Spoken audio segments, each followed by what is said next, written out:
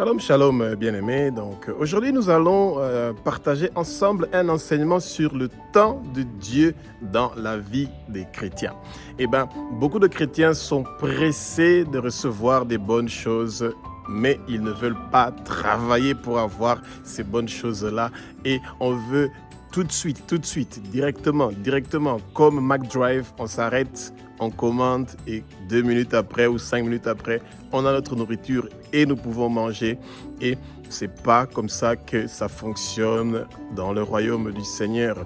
Nous devons apprendre à avoir la patience. Alors, nous demandons au Saint-Esprit de prendre le contrôle de ma bouche pour que ce que je veux dire, que ce soit des paroles qui viennent pas de moi, mais qui sont inspirées par le Saint-Esprit, et que cet enseignement soit un enseignement qui va tous nous édifier et qui va amener la vérité et qui va nous amener la patience dans notre vie, bien-aimés, parce que c'est quelque chose de très important. Et nous demandons que le vent impétueux du Saint-Esprit commence à remplir le lieu où vous êtes, que vous recevez la plénitude du Saint-Esprit pour qu'il puisse vous ouvrir les yeux et que les écailles puissent tomber et que la vérité puisse arriver dans votre maison et dans votre foyer et dans votre famille. Parce que, bien-aimés, vous savez, quand vous recevez la patience dans votre vie, il y a beaucoup de choses qui vont changer et vous serez émerveillés de voir comment le Seigneur peut vous utiliser pour que vous puissiez être une bénédiction pour quelqu'un et vous puissiez être une bénédiction pour les autres. Et nous demandons que le sang précieux de Jésus-Christ de Nazareth puisse être appliqué sur vous de la tête aux pieds et que ça soit aspergé dans chaque domaine de votre vie pour qu'une délivrance, une libération vienne, que ce qui ne fonctionne pas fonctionne, que tout ce que le monde de ténèbres a prévu contre vous ne puisse pas réussir et prospérer, que toute arme qui est forgée contre vous ne puisse pas réussir et prospérer. Vous n'allez pas mourir, vous allez vivre et déclarer les œuvres de l'Éternel des armées. Aucun accident ne va vous arriver. Aucun empoisonnement dans votre boisson, dans votre nourriture ne va réussir et prospérer. Aucune maladie et infirmité ne va réussir et prospérer. Aucune goutte de votre sang ne va couler. Tous les plans maléfiques, les mauvaises paroles, les malédictions que vos ennemis sont en train de prononcer contre vous ne vont pas réussir et prospérer au nom puissant de Jésus-Christ de Nazareth. Fortifiez-vous, bien-aimés. Préparez-vous, bien-aimés. Votre mur de Jéricho va tomber maintenant, tout de suite. N'ayez pas peur. Le repos et la paix, c'est les choses pour lesquelles Jésus-Christ de Nazareth est mort sur la croix de Golgotha pour que nous, les chrétiens, nous puissions mériter ces choses-là. Et nous avons droit à réclamer d'avoir la paix. Nous avons droit à réclamer d'avoir le repos. Beaucoup de chrétiens reçoivent des paroles de connaissance ou ils reçoivent des prophéties. Et alors, pendant ce moment-là, on les a promis, on les a dit que tu vas partir en Europe, ou tu vas te marier, tu vas étudier à l'étranger, tu seras riche, tu vas servir le Seigneur, etc., etc. Il y a toujours beaucoup de ces paroles de connaissance et de ces prophéties qui viennent des bouches des hommes de Dieu qui sont communiquées aux chrétiens. Et les chrétiens pensent que c'est directement demain que ces choses-là vont venir. Eh bien, bien-aimés, la vie chrétienne, c'est une vie de témoignage. Donc, ça veut dire que c'est une vie qui est constituée d'expériences que vous êtes en train de vivre. Quand un prédicateur est en train de prêcher, de parler de la parole, quand un enseignant est en train de prêcher, de parler de la parole, quand les chrétiens sont en train de parler, ils parlent des expériences. Vous ne pouvez pas dire à quelqu'un, par exemple, « Ah, ne t'inquiète pas, ces problèmes-là, ça va passer » au moment où vous avez vous-même jamais vécu de problème. Ça ne fonctionne pas comme ça. Eh bien, le Seigneur nous dit dans sa parole qu'il a prévu des bonnes choses à son temps. Ça veut dire que le temps que nous sommes en train de penser que notre temps est arrivé, eh bien, peut-être le Seigneur pense que ce temps-là doit encore attendre un tout petit peu. Et c'est pour ça que nous devons toujours avoir la patience. La patience est quelque chose que les chrétiens de nos jours ne veulent plus ça. Ils veulent maintenant. Ils veulent directement. Et c'est pour ça que vous voyez que nous partons de église à église, de prophète à prophète, de prophétesse à prophétesse pour aller chercher les miracles, pour aller chercher quelque chose qu'on pense que le Seigneur nous a privés de cela. Non. Eh bien, bien aimé, il n'y a pas une formule magique pour pouvoir prier que quelque chose puisse venir du tout. Tout se fait selon la volonté du Père.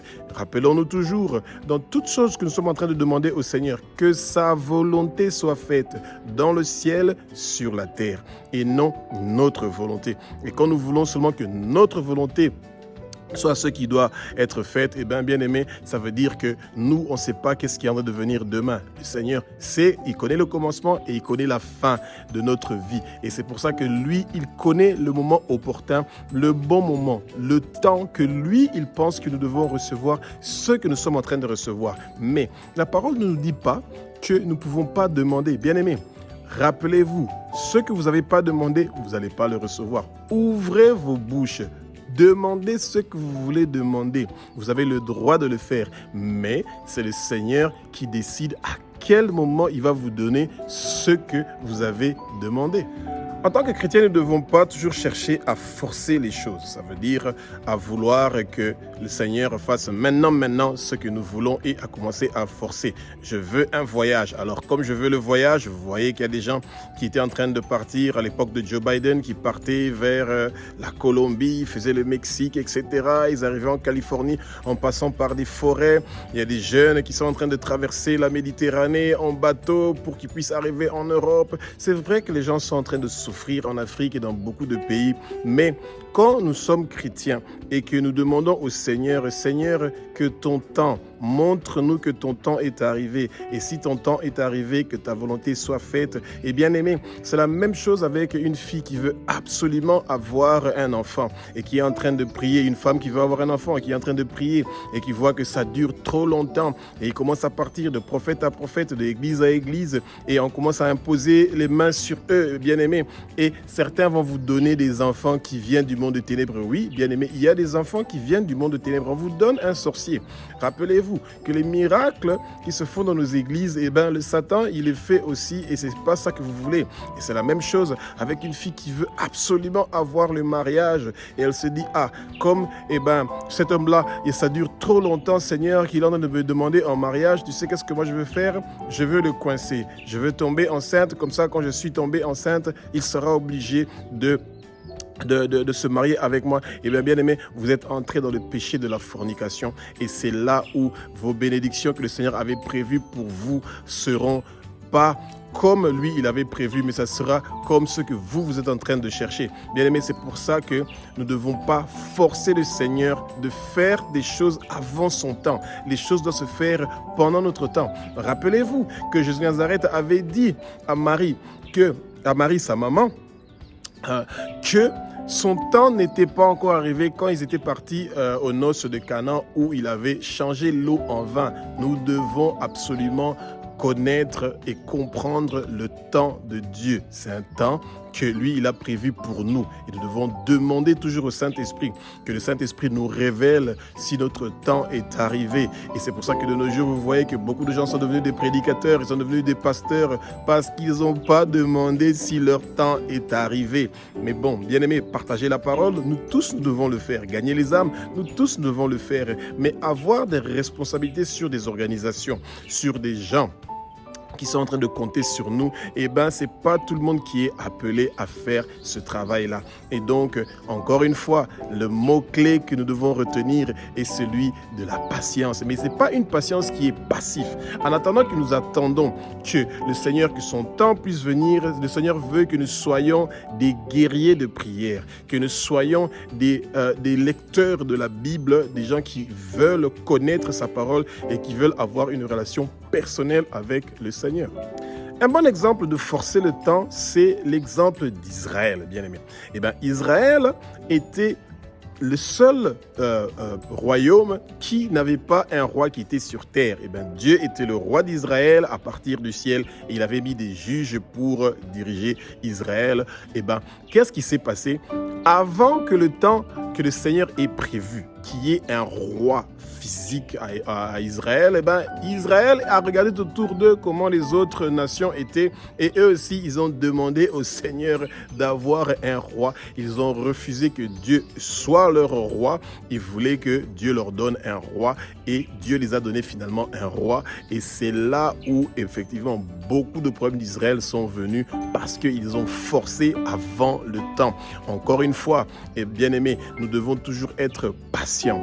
Et dans cette patience-là, encore une fois, nous continuons avec la prière, nous continuons avec l'étude de la parole. Nous voulons grandir spirituellement parce que nous ne voulons pas rester des bébés qui sont en train de boire le lait, mais nous voulons être des gens qui sont en train de manger de la nourriture qui est solide parce que c'est ça que notre corps a besoin, c'est ça que notre esprit veut recevoir. Et bien aimé, le Saint-Esprit va seulement vous rappeler des choses que vous avez lues, des choses qui sont venues dans votre cœur par la lecture de la Bible, par la méditation de la parole. Et c'est pour ça que les chrétiens ne doivent pas s'éloigner de ce livre-là de la loi qui continue à nous donner les bonnes informations que nous avons besoin, la connaissance que nous avons besoin, la sagesse que nous avons besoin, l'intelligence que nous avons besoin, la science, le discernement, la connaissance que nous avons besoin. Tout cela vient de la Bible, que les chrétiens de nos jours passent plus de temps à regarder des vidéos qui ont une autre importance pour eux que de prendre le temps d'étudier la parole de Dieu. Et c'est ça qui est dommage. Et nous ne devons pas forcer les choses. Nous devons prendre notre temps de connaître le Seigneur personnellement. Beaucoup de chrétiens pensent que le Satan a le pouvoir de bloquer leurs bénédictions et les faveurs que le Seigneur avait prévues pour eux. Eh bien, bien aimé, c'est faux et archi faux. Bien aimé, quand le Seigneur ordonne à ses bénédictions, à ses faveurs, à sa rosée de venir sur vous, bien-aimés, il y a personne qui peut contredire cette parole-là. Et c'est pour ça que le Satan ne peut pas bloquer vos bénédictions. En aucun cas. La chose qui retarde la bénédiction des chrétiens, c'est la désobéissance, la rébellion. Ne pas vouloir écouter la voix de l'Éternel, ne pas vouloir écouter sa parole, ne pas vouloir connaître sa parole. Le péché, c'est ça qui empêche les chrétiens de pouvoir vivre pleinement les faveurs, les bénédictions et la rosée que le Seigneur a prévue pour eux. Et aussi, il y a ce qu'on appelle la récolte. Quand quelqu'un a semé, ça veut dire qu'il a commis certains péchés et que cette personne-là, maintenant, l'heure de la semence est arrivée, ça veut dire les conséquences des péchés qu'il avait commis. Eh bien, les chrétiens, ils n'aiment pas cette partie-là. Pourtant, c'est le moment de se mettre à genoux pour briser toutes ces conséquences-là qui sont en train de venir dans votre vie à cause de certains péchés que vous avez commis. Et bien aimés, et faites très attention. Eh bien, nous devons toujours nous rappeler en tant que chrétiens l'histoire de Job, que ses 3 amis étaient en train d'accuser Job que peut-être qu'il avait fait quelque chose de mauvais, qu'il n'avait pas plu au Seigneur. Job n'avait pas commis de péché. Le Seigneur avait permis que ces choses-là se passent pour que son nom soit glorifié, bien-aimé. Et c'est pour ça que nous, en tant que chrétiens, on doit toujours se rappeler, bien-aimé, que le Satan, il ne peut pas bloquer nos bénédictions. Mais c'est à nous, en tant que chrétiens, de nous présenter devant le trône du Seigneur avant que le Satan n'arrive et pour demander au Seigneur, que toute personne qui est en train de réclamer ma vie, qui réclame mes possessions, qui réclame ma santé, ils ne vont pas réussir et prospérer. Ne les autorise pas de venir réclamer quoi que ce soit devant ton trône me concernant. Parce que Jésus-Christ de Nazareth est mort pour moi sur la croix de Golgotha. Bien-aimés, vous devez vous présenter devant le trône du Seigneur pour déjà dévancer vos ennemis qui sont en train de vous culpabiliser, qui sont en train de réclamer votre vie. Et surtout que nous sommes en train d'arriver vers la fin de l'année 2025, il y a beaucoup de gens qui sont concernés ou dont il y a des buveurs de sang et des mangeurs de chair de leur famille qui sont en train de réclamer leur vie, bien-aimés. Ouvrez vos bouches parlez, détruisez tout ce travail-là qui sont faits dans les hôtels de vos familles éternelles des armées. Ils ne vont pas réussir et prospérer.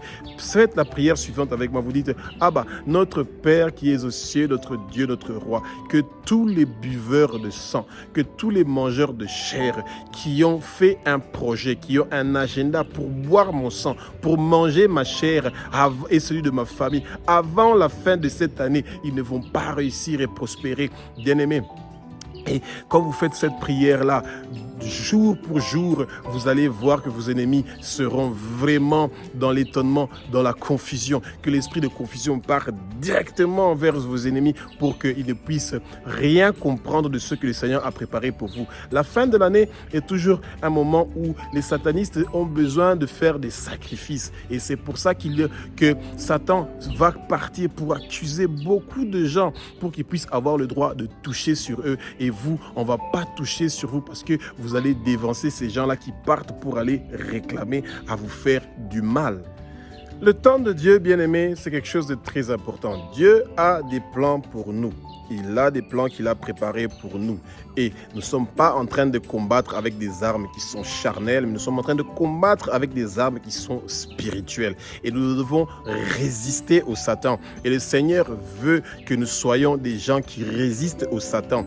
Pour pouvoir garder votre délivrance, vous devez être en mesure vous-même de dire aux démons de quitter maintenant, de partir maintenant, de dégager, de bouger, de partir vers les lieux arides et de vous laisser et de ne plus retourner. Et bien, quand vous partez seulement pour qu'on prie pour vous, pour que les démons partent et que vous-même vous ne savez pas chasser ce démon-là, il y a une forte probabilité que quand vous allez commettre des péchés et que ces démons-là vont revenir avec d'autres démons qui sont beaucoup plus méchants. Et c'est pour ça que dans le temps que le Seigneur a prévu pour nous, nous devons apprendre absolument à nous défendre nous-mêmes, à connaître sa parole, à avoir une relation personnelle pour que nos prières soient des prières qui sont puissantes. Et les prières puissantes, c'est des prières qui sont basées sur la parole. Ça veut dire des prières où on est en train de dire des choses selon ce qui est écrit dans la Bible.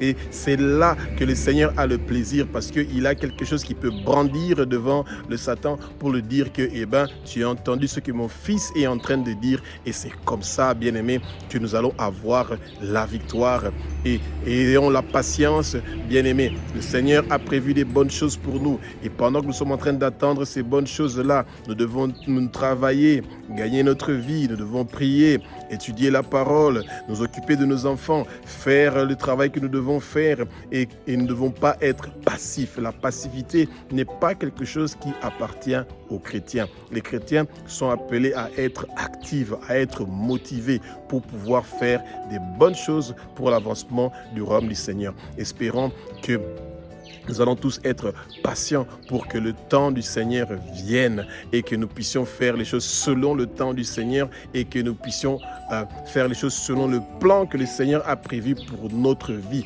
Bien-aimés, que toute personne qui est en train de chercher à détourner votre destinée, que tous ces plans maléfiques ne puissent pas réussir et prospérer. Que toute personne qui veut éteindre votre étoile, que ces plans maléfiques et diaboliques ne puissent pas réussir. Bien-aimés, toute personne qui a enterré, qui a transféré, qui a vendu votre étoile, votre étoile est en train d'être restaurée, votre destinée est en train d'être restaurée et tout ce qu'on vous a volé depuis le ventre de votre maman, depuis l'utérus de votre maman, vous êtes en train de récupérer cela. Cela est restauré.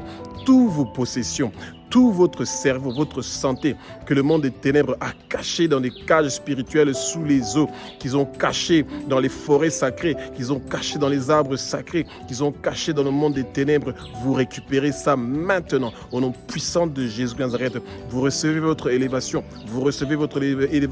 vous êtes élevé en dignité parce que vous êtes les fils de Dieu, vous êtes celui qui a accepté Jésus comme le Fils de Dieu, comme celui qui a versé son sang pour que vous puissiez être rachetés de la main de Satan. Et c'est pour ça que tous ceux que vos ennemis sont en train de préparer contre vous, cela ne va pas réussir et prospérer et ils seront dans la confusion parce que le Seigneur va les disperser, le Seigneur va les envoyer un esprit de confusion qui va les mettre par terre et ils vont voir comment vous allez être en train d'être élevés parce que vous aimez le Seigneur et vous voulez travailler pour lui lui et vous attendez que votre temps vienne et votre temps est arrivé pour que vous puissiez briller. Vous allez briller, votre étoile est en train de briller et ne sera plus éteint au nom puissant de Jésus-Christ de Nazareth.